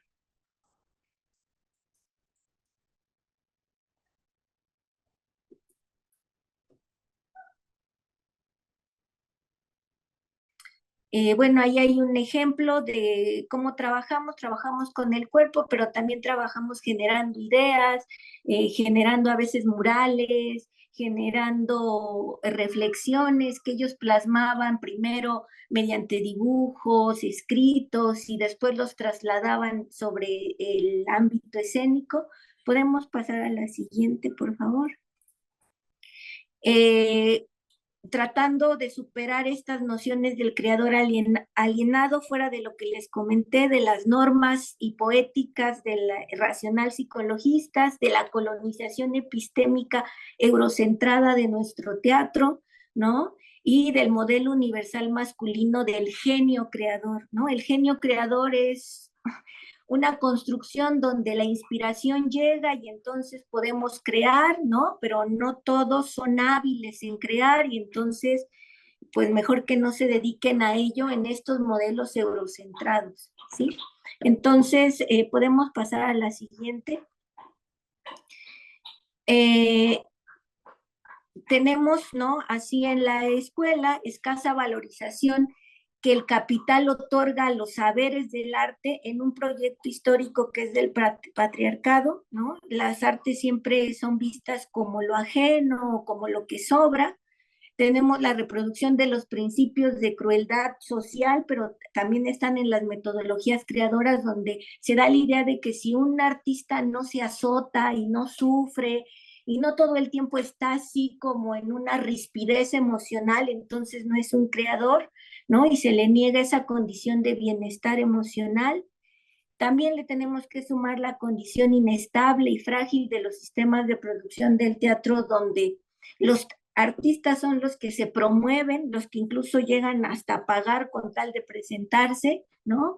Y los barcos de una violencia epistémica donde también los saberes del arte no son considerados en la misma valorización que se les da a los saberes científicos, por ejemplo.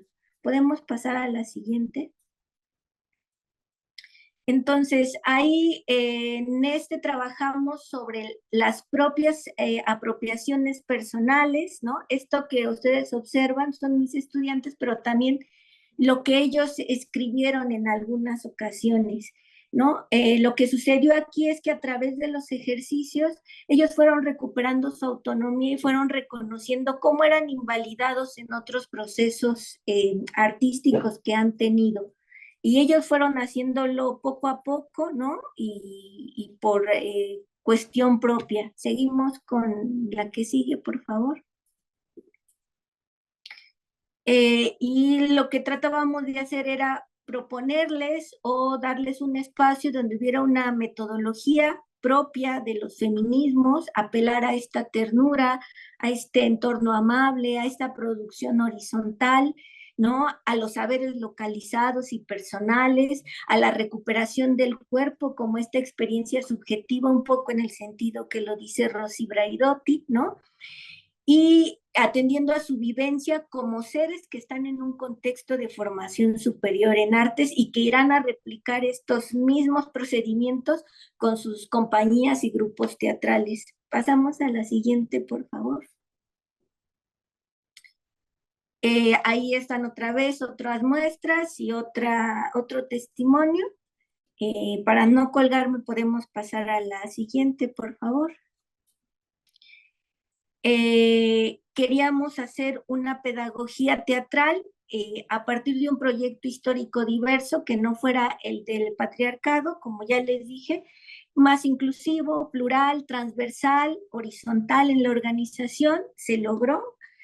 Tuvimos mayormente empático en estas prácticas y tratando de que los estudiantes recuperaran su propia valía creadora. Pasamos a la siguiente.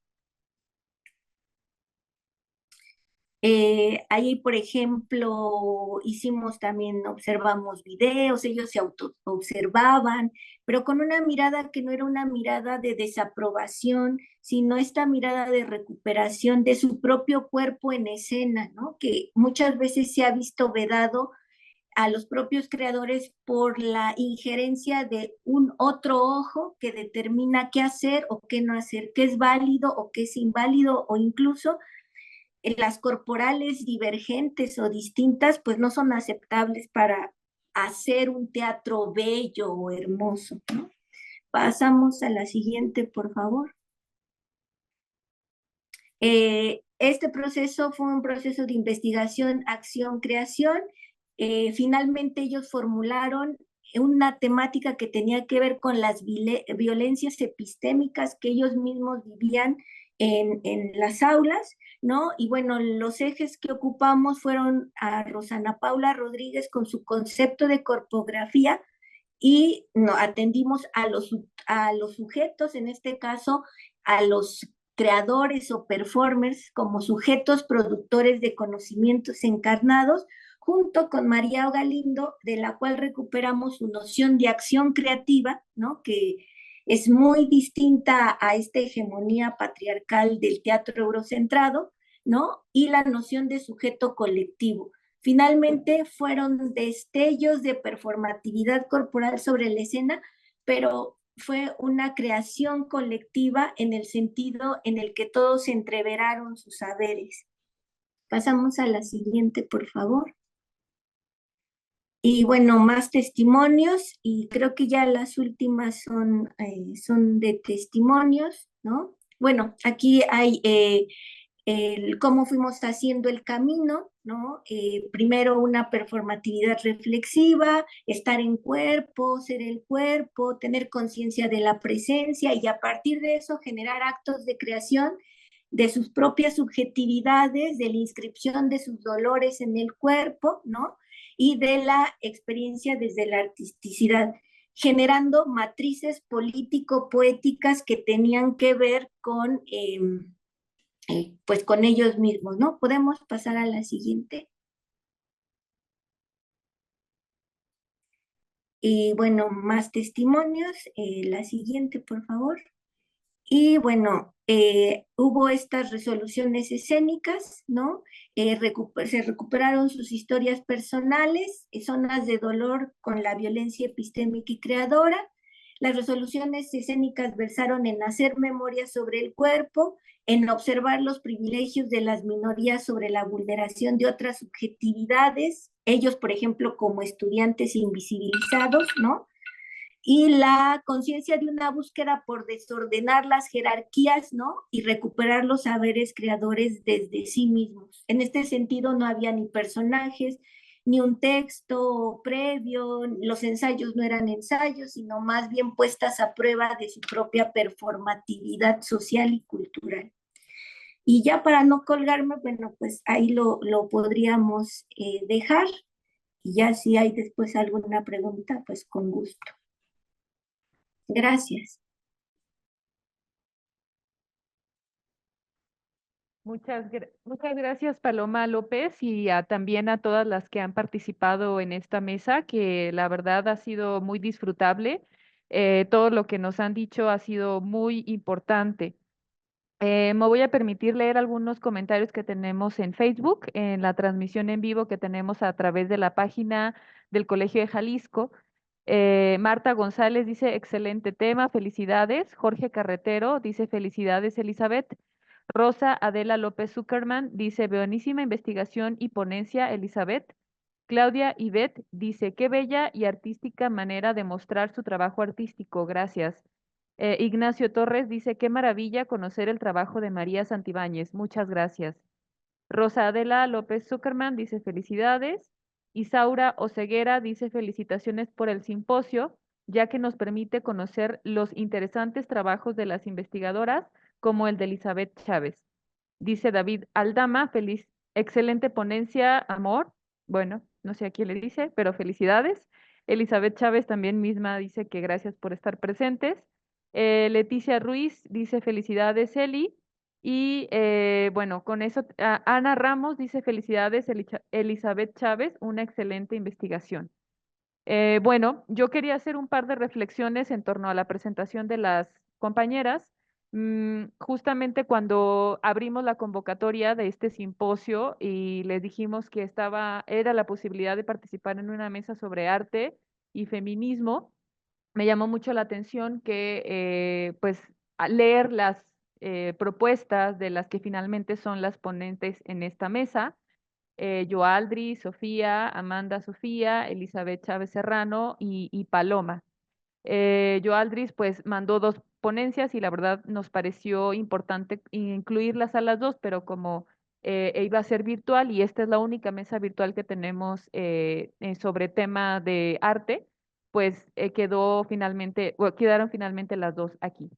Entonces, bueno, si ustedes estuvieron atentas a todas las presentaciones, se darán cuenta que los temas principales de todas las de esta mesa giran en torno al teatro, a la representación, a la fotografía y sobre todo, pues que son en general ponencias que hablan sobre el feminismo, sobre la participación de las mujeres en las artes, pero que no nada más están haciendo una crítica social, una crítica artística, sino que también hay una propuesta, ¿no? O sea, el arte feminista finalmente también es no nada más subversivo, es decir, no nada más rebelde, sino también propositivo, ir más allá de lo que la crítica nos puede dar, ¿no? Que es donde generalmente muchas críticas de historia del arte se quedan, simplemente en el nivel descriptivo y probablemente analítico. Pero lo que vemos en estas ponencias en la generalidad es que el arte hecho por mujeres, con posición feminista o no necesariamente feminista, de todos modos hay una propuesta, es decir, algo que va más allá del análisis del arte y no nada más en términos teóricos, sino también metodológicos y sobre todo de representación.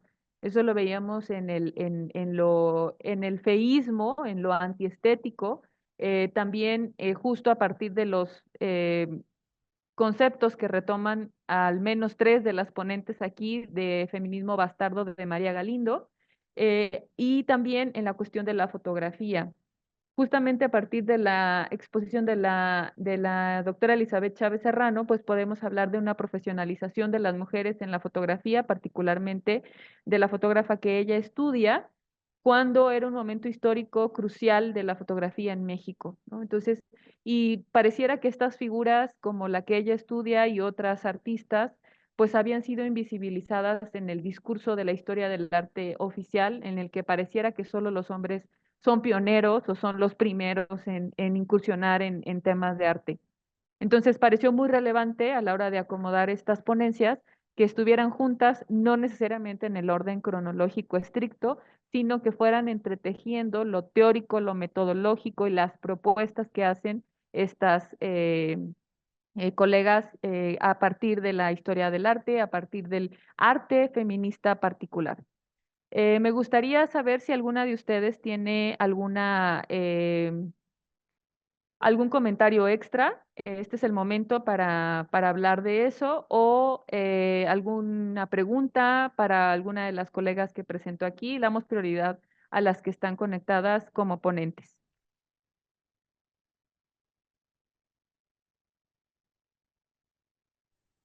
Yo quisiera recuperar una frase de la ponente que me antecedió. Me parece que es Amanda, ¿verdad? Me gustó muchísimo la frase que recuperaste sobre sobre esto que también se ve mucho en los manuales de urbanidad de la época, de las reglas sociales que debían seguir las personas y específicamente las mujeres, este mandato de no hacer ruido. Y me llegó muy profundo esto que comentaste sobre no hacer ruido al existir, por favor.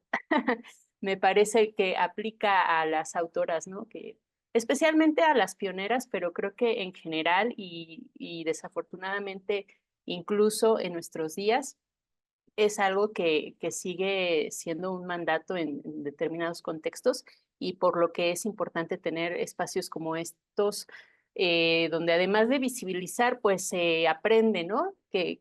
No sé, creo que desde mi experiencia, muchas mujeres hemos crecido con la idea de que exactamente de la pregunta de Scott, ¿no? ¿Por qué no hay mujeres artistas? ¿Por qué no hay mujeres relevantes en la historia, ¿no? Y cuando en realidad, pues sí las hay, habría que buscarlas y aprender de sus experiencias. Nada más, muchas gracias. Gracias, Elizabeth. ¿Alguna reacción, Amanda?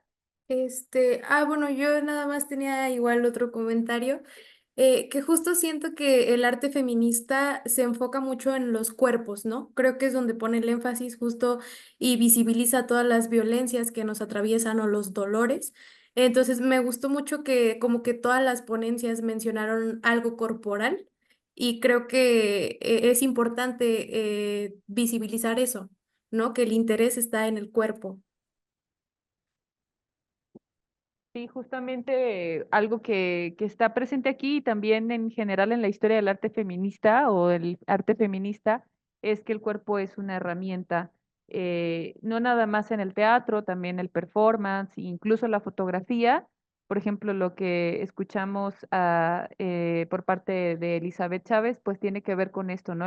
El manejo del retrato que tradicionalmente pues nada más lo habíamos estudiado o se estudiaba solo en fotógrafos hombres, pero también cuál es la diferencia o cuál es la postura desde una mujer fotógrafo. Además, en la forma de nombrarlo, creo que también eso es muy relevante, cómo se dice que es una profesión. Generalmente se había tratado solo en el masculino y justamente a partir de la revisión de las feministas, de las historiadoras feministas, desde Linda Nochlin hasta nuestros días, pues el nombrar en femenino, el cambiar los nombres, incluso el visibilizar simplemente el nombre de un artista, ya es una postura política importante que nos hace reescribir la historia del arte. No sé si hay algún otro comentario, alguna otra cosa que quisieran agregar a lo que ya hablaron las ponentes.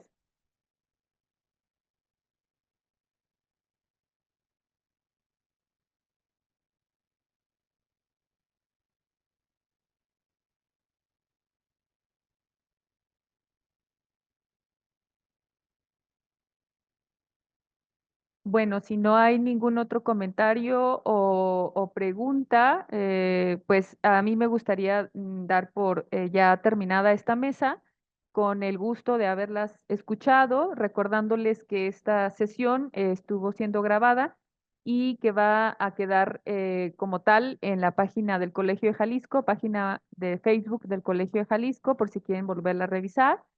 Y a las ponentes recordarles que su constancia les llegará vía electrónica a sus correos y a las que mandaron su texto para la publicación posterior, estaremos comunicándonos con ustedes para el proceso de dictaminación institucional y posteriormente pues todo el proceso de edición que probablemente sea algo largo a partir del siguiente año.